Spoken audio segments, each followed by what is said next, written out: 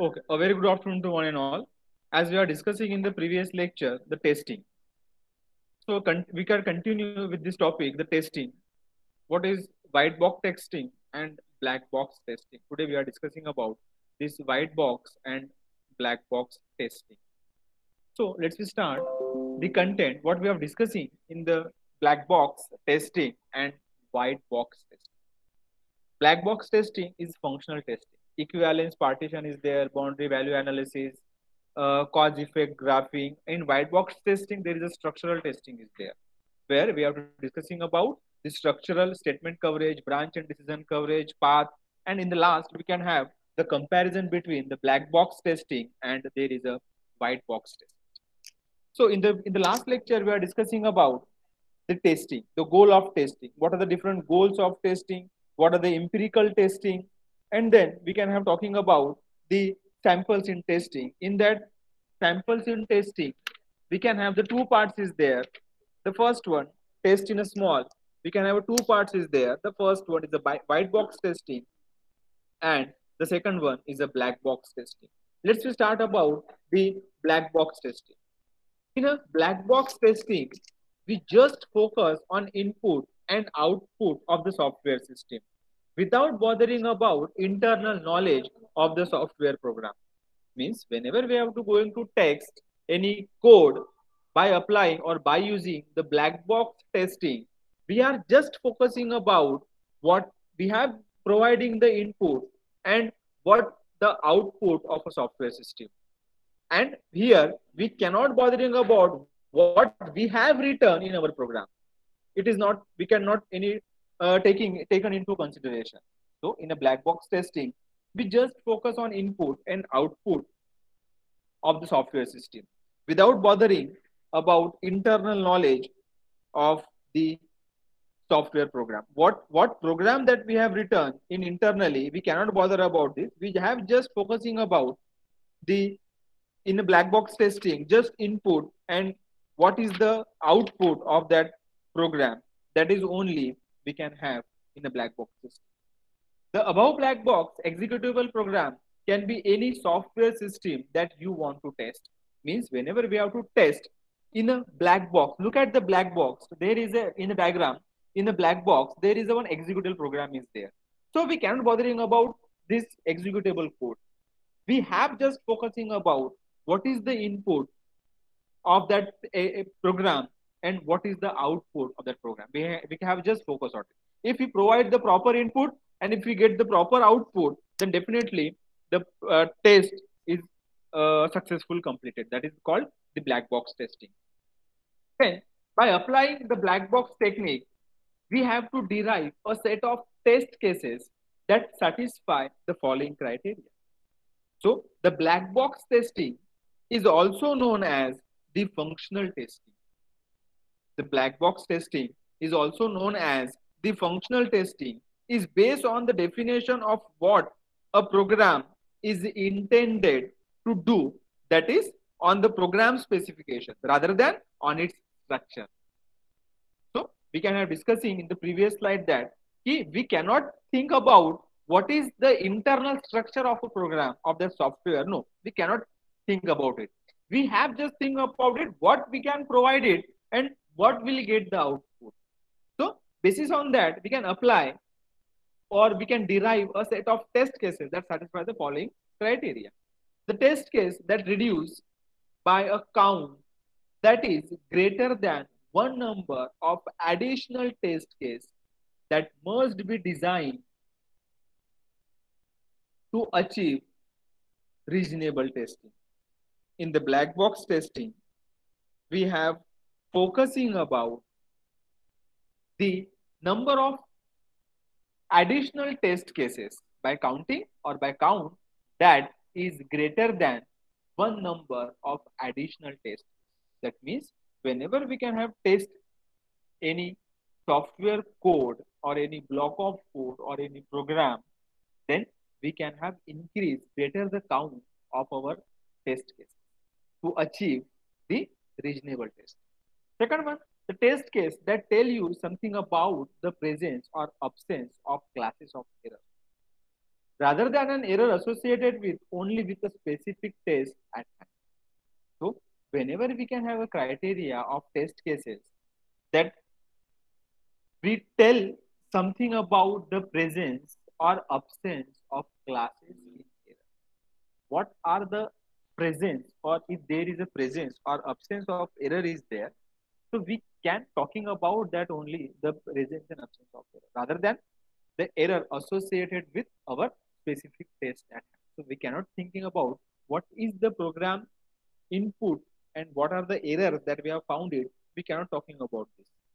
We can talking about the error for the input and the error for the output is there. Then in a black box testing, technique and methods. Suppose we can have, I'm giving you the one example. I'm giving you one example. The program receive as input a record describing an invoice. The invoice must be inserted into a file of invoices that is sorted by date. The invoice must be inserted in an appropriate position. If other invoices exist in file with the same date, then it should be inserted after the last one. Also, some consistency check must be performed. The program should verify whether the customer is already in a corresponding file of customer, whether the customer's data in two file match or not. So here I'm going to give you the example. We can receive of invoices and we have a program to input that invoices by the date wise. Once we have inserted our invoice into the input, okay, we can have another invoices by the same date. These invoices inserted at the end of that particular invoice. So for that, we can have provide an invoices whose date is the current date. Provide an invoice whose date is before the current date, that we have to verify, that we have to test. So here are some black box techniques or methods that we are discussing about. The first one is equivalence partitioning, boundary value analysis, cause effect graphing. Now, the first one is a equivalence partitioning. It is a software test design technique that involve dividing input value into valid and invalid partitions and selecting the representative values from each partition as a test data.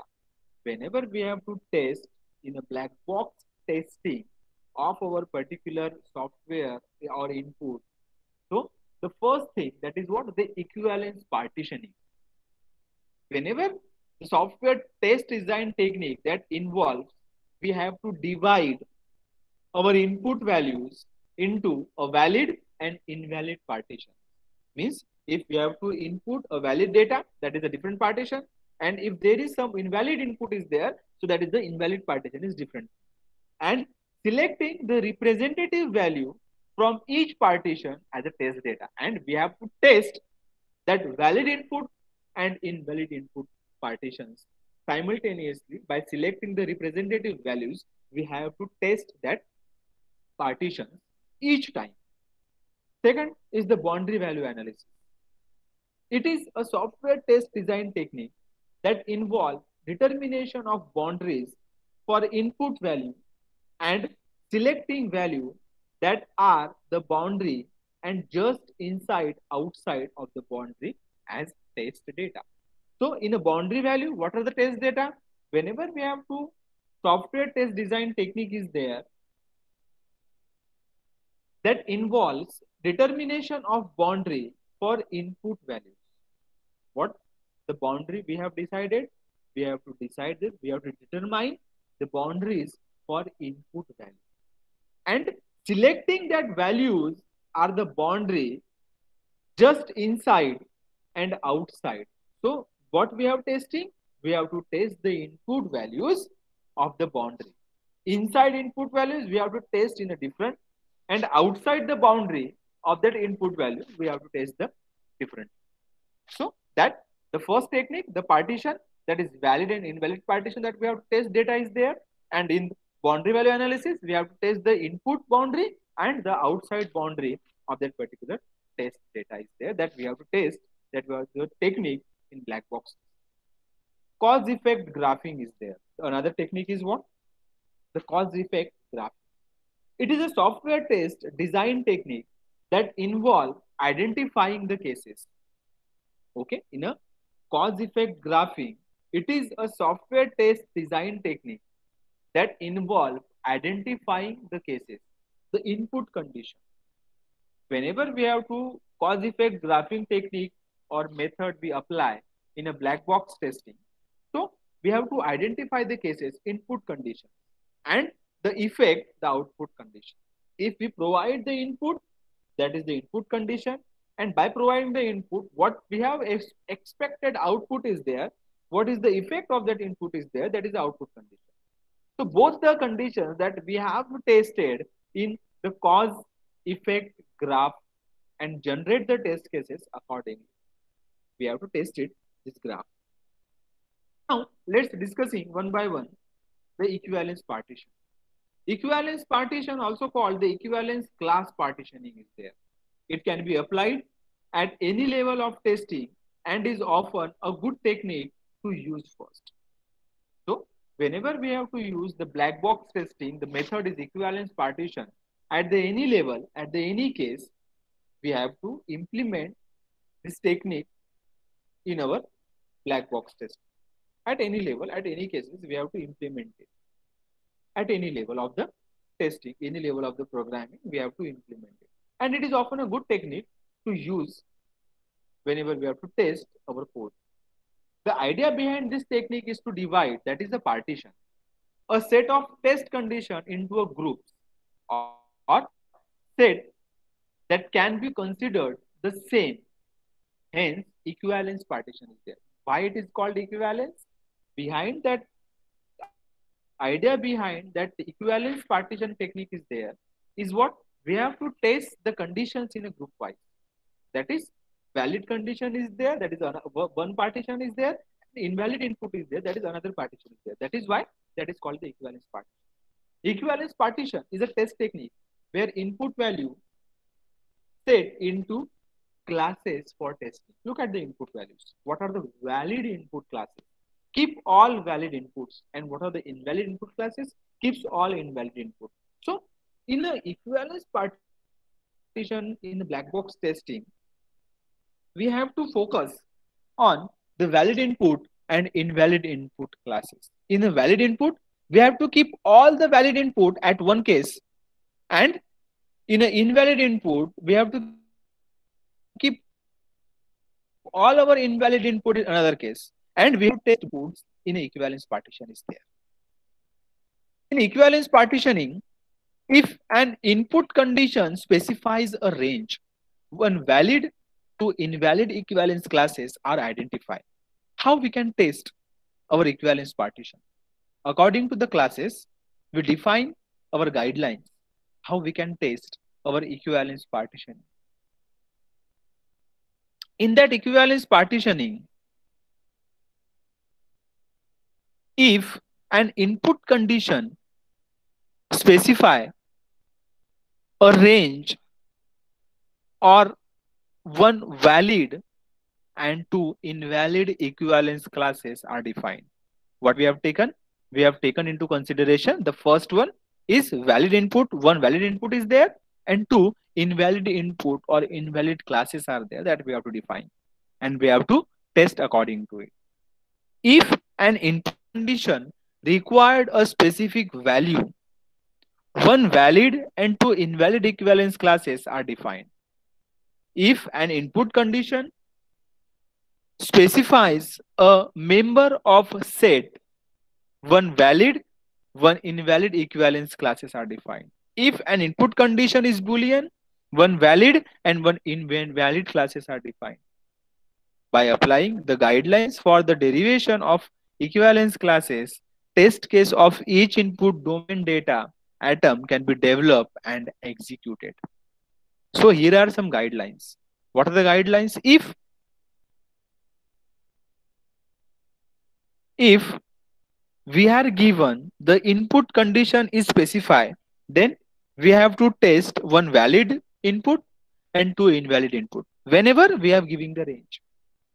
Now, if an input condition requires specific values, if that input condition, that range is required some specific value, then again the one valid and two invalid classes that we have to test it. If input conditions specify a member sets, then we have to test one valid input and one invalid input.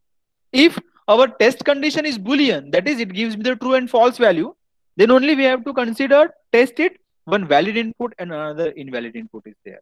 And by applying these guidelines, we have to test the valid and invalid partitions, equivalence partitions, by applying the testing. Now look at here the example, that is the equivalence partition.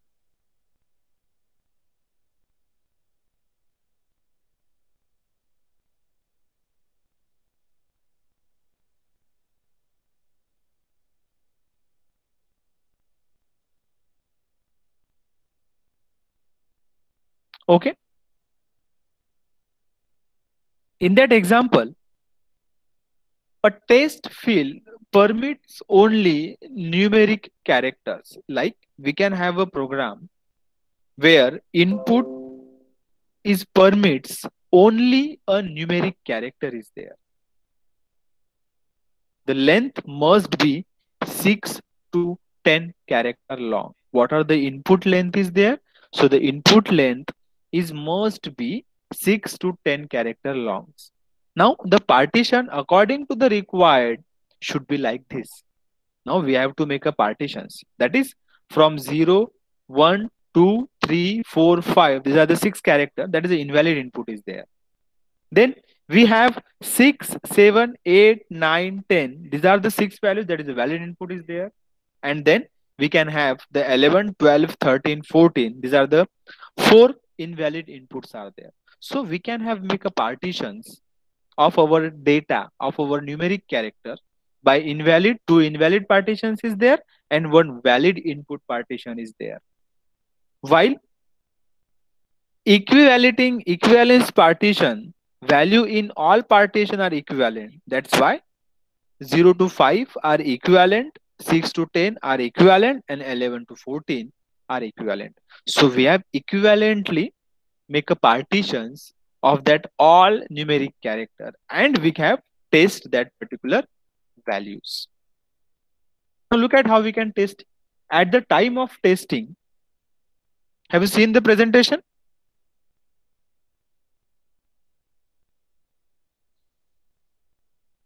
Hello? Yes, sir. I am audible, no? Okay, fine. So equivalence partition is there.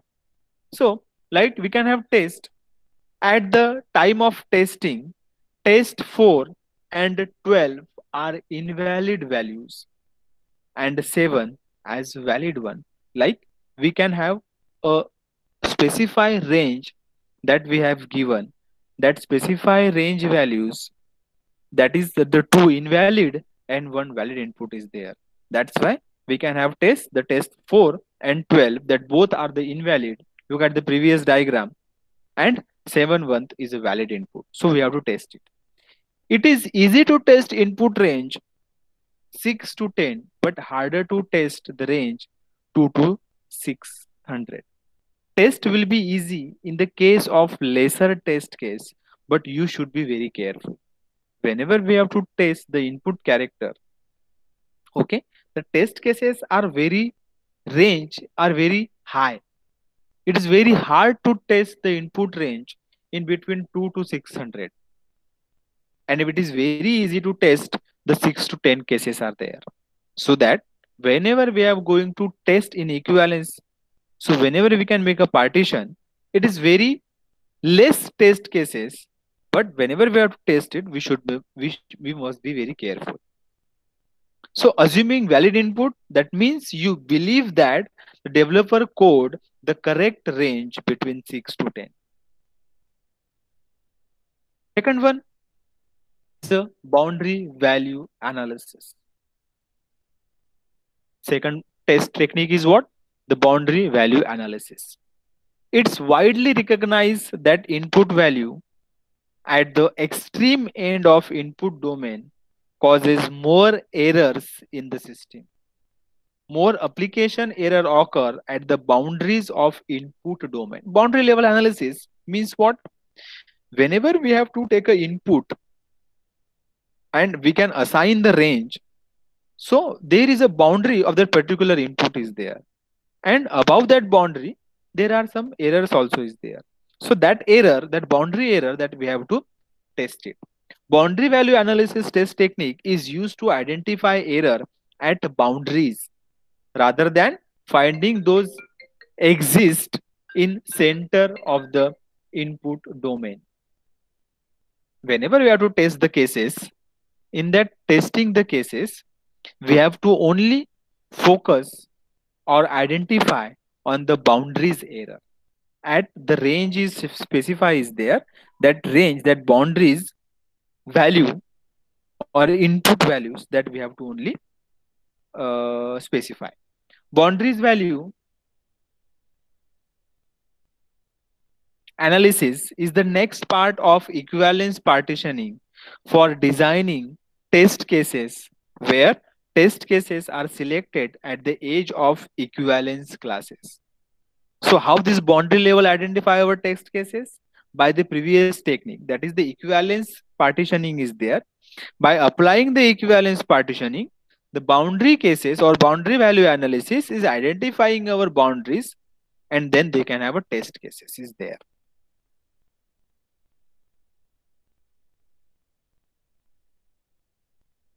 Next one is the cause effect graphing.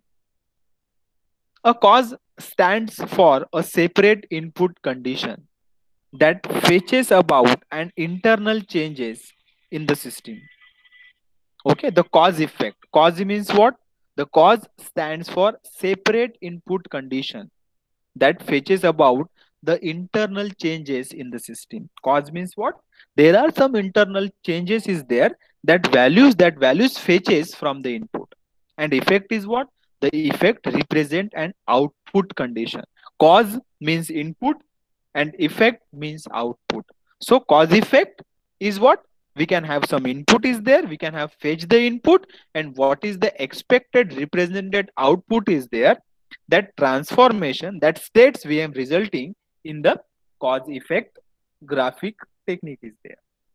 It is a testing technique that aids in choosing test cases that logically relate causes, that is input, to effect, that is output, to produce the test cases. Okay, so according to that, we can have the test case that we have to apply it. According to the Mayer's clause effect is done through the following test cases. The first step one is there. For a module, identify the input condition and action. We can have the identify the input condition, and we can have identify the output condition. Step 2, develop a cause effect graph is there. We have to develop the cause effect graph. Test 3, transform cause effect graph into a decision table. And fourth one, convert decision table ruler to test cases.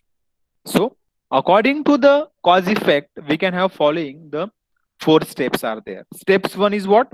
We have to test a module, identify the input condition, that is the causes, and what is the action, what is the output is there, that is the effect. Step 2, develop a cause effect graph. According to the module, by input and output, we have to develop a cause effect. Transform this cause effect into a decision table. That is whether the test condition is satisfied or not, that we have to transform our effect, cause effect, into a graph decision table. Convert decision table rules to test cases. Each column of the decision table represent a test case. Each decision table that we have applied it is applying a test case is there. So here it is. Look at the diagram.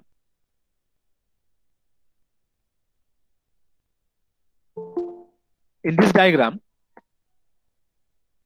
just wait a minute, guys. Just a minute. I'm going to get you come back to you soon. Just wait a minute.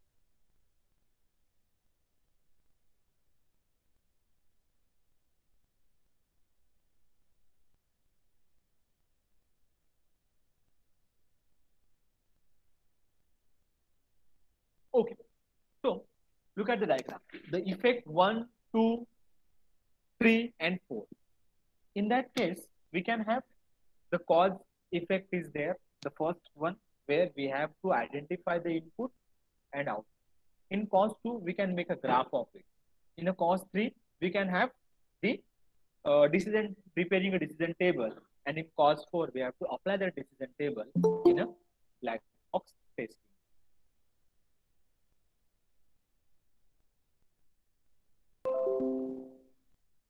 Look at here the notations and meaning of there.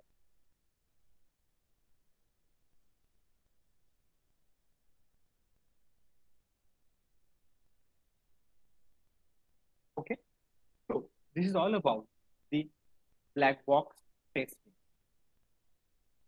where in a black box testing we can have only consider about our input and what its output. According to that, there are different techniques are there in a black box testing.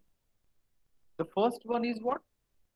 In that testing, the equivalence partitioning is there. In that equivalence partitioning, whatever the input we have provided, that input is partitioned, divided into a two parts. That is, the first one is a valid input is there, and second one is an invalid input there. Then, according to the schemes, we have to test the valid input and invalid inputs, rapidly testing that we have done. The next technique, the next technique is what? The next technique is the analysis effect technique is there, boundary value analysis. In that boundary value analysis, we have to test the cases by applying the boundaries of input. What input we have to provide, what is the range of that input, and according to that, we have to specify the boundaries, and then we have to analyze that. The last one is a cause effect graphing technique is there. In the cause effect, cause means what? Cause means what input we have to provide it, and effect means what are the output that we have taken from that effect. So that is the cause effect. The next one we're talking about the white box testing. The white box testing, also known as the clear box testing or open box testing or glass box testing. So white box testing is like the work of a machine who examine the engine to see why the car is not moving. Now, whenever we are talking about the black box testing, we can have only the bothering about the input and the expected output. But what are the inside the program is there, we cannot taking care about it. But in a white box testing, what we have to think about, we have to test the machine, that we have to examine the engine to see why the car is not moving. The why and what. In the black box testing, we can talking about the what input we provide and what output we have get. Now in the white box testing, why clause is there, why this code is not running properly, that we can have taken care into the white box test. Using the white box test method, we can derive the test cases that guarantee that all independent paths within the module have been exercised at least once. Exercise all logical decision on their true and false sides. Execute all loops at their boundaries and within their operational bounds. Exercise internal data structure to ensure their validity. In a white box testing, we have to test our modules, complete modules, independent module at once in a white box testing thoroughly. In that, module, what is the logic that we have applied. So that logic also testing by providing the true input is there or by providing the false input is there. At the both the cases, we have to test that logical decision is there. Then the loops, whatever the loop we have applied in our module, that loop is also tested by applying the boundaries value, far from the boundaries or within the optional bounds is there. That also we have to verify it and exercise internal data structure to ensure their validity. Whatever the data that we have applied it and put its validity that we have to verify it in the white box test. Look at here, the white box testing diagram is there. In that diagram, the test input is there and test output is there. So test input and test output that we have test already in the black box testing. Now the internal testing that we have to done by applying the white box test. The programs, actual program that we have to test it in a white box testing. Then why and when white box testing? White box test is mainly used for detecting logical error in the program code. Okay, why we can have apply the white box testing? The white box testing is applied to detect the logical error. What is the logical error in that particular testing that we have to apply in our white box testing? It is used to debugging a code, finding random typographical error and uncovering incorrect programming assumptions. What we are testing in our white box testing? In our white box testing, we have to debug our codes. Complete module, complete code, what we have written in that code, that complete code we have to test it. The first one, debugging. Then finding random typographical error, definitely. Typographical error. Like example, if we can write the printf, so we can have a spelling mistake is there for the print. So that typographical error also we have to test it in our white box test.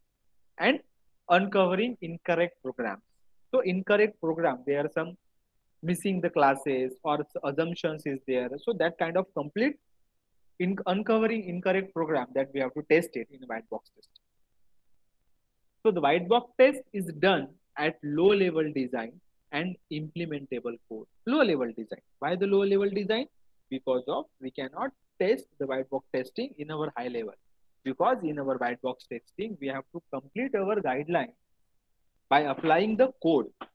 What the code we have to, what code we have write it, and how this debug it, how this running it, that we have to test in white box.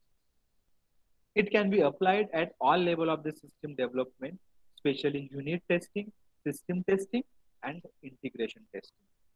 We can apply our white box testing at the any time of our model development or the product development is there. Like unit testing is there, means the model testing is there, system testing is there, that is complete system testing is there, and after integrating the all parts, that again we have to test. So white box test can be used for other development artifacts like requirement analysis, designing, and test cases. So what are the white box techniques are there? In a white box techniques, following techniques are there. The statement coverage. This technique is aimed all exercising programming statement within minimal test. In a statement coverage, whatever the statement we have written in our program, that complete statement is test in that statement coverage. Branch and decision coverage, whatever the branch and decisions loops statements that we apply in our test code that have tested in branch and decision coverage. Path coverage. In this path coverage, this technique corresponds to testing all possible paths, which means that each statement and branch is covered. In the path testing, what is the path? What is the flow of our program? That flow that we have to test in the path coverage testing. So one by one, we can discussing about the all techniques. The first one is a statement coverage. In the statement coverage is a white box testing technique which involves the execution of all the statements at least once in the source code. That means what? whenever we have to debug our program, in that debugging, we have to test our code. Every statement of that source code is must be tested. Through statement coverage, we can identify the statement executed and where the code is not executed because of blockages. So, by applying the statement coverage, we have to verify, we have to identify the each statement that is executed or whether the statement is not executed, that we have to identify in our statement coverage. The statement coverage covers all the true conditions and the statement is count as per the formula, that is equal to statement coverage equal to number of statement executed divided by total number of statement in the source code. That is the formula where we can have test our statement coverage. For example, here is the example. We can have the source code is there. Read A, read B, read the value of A, read the value of B, that is the input. If A is greater than B, then print A is greater than B, else print B is greater than B. Now the test, how we can test it. So this complete block of code is tested. Read A, read B, if condition, print F, else, print F, and if. These all are the statements in our white box testing is executed at once. Now set 1. If A equal to 5, B equal to 2. So the number of statement executed is 5. So total number of statement in the source code is 7. So statement coverage is what? 5 divided by 7 into 100. That means 71% our test white box testing statement code is executed. In our second part, if A is 2, and B equal to 5, in that test, false not support by the statement coverage. Means what? The false statement is not supported by the statement. So here it is, if A is equal to 2 and B is equal to 5, means what? The A is less than B. That means the else part is executed. So read A first statement, read B second statement, if third statement, else fourth statement, and printf 5 statement, and if 6. These are the 6 statements are executed. So 6 divided by 7, that is 85.2% of the test case is executed in our white box test. Second one is the branch or decision coverage. In a branch or decision coverage, the branch cover all the known as decision coverage or all edges coverage. Means decision. What is the decision loops? What is the branch statement that we have written?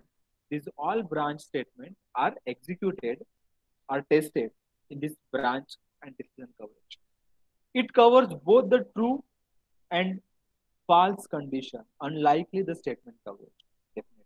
The branch is the outcome of a decision. So branch coverage simply measure which decision outcome has been tested. This sounds greater because it takes more in-depth view of the source code than simple statement coverage. So in our branch test, what we have tested in our branch test, we have to test the branch statement. In the branch statement, it gives me the output, either it should be true or it should be the false. So decision coverage is equal to, there is a formula is there, the number of decision outcomes executed divided by total number of decision outcomes into 100 for the percentage. Here it is example. I'm not going to take the example because we have to understand it. So now the comparison between the black box testing and the white box testing.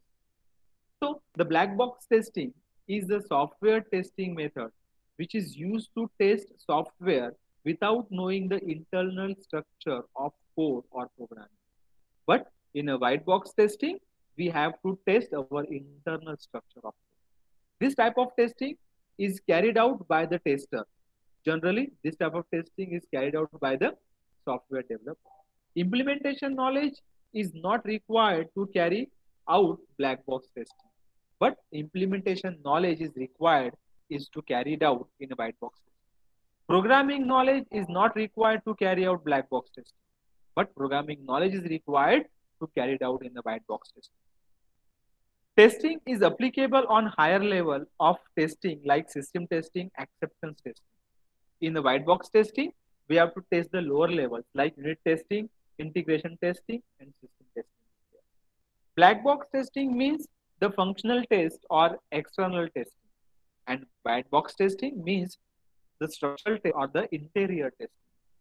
In a black box testing, is primarily concentrate on the functionality of the system under test, and in a white box testing is primarily concentrated on the testing of program code for the system under test like code structure, branching. So this is all about the white box and black box testing is there.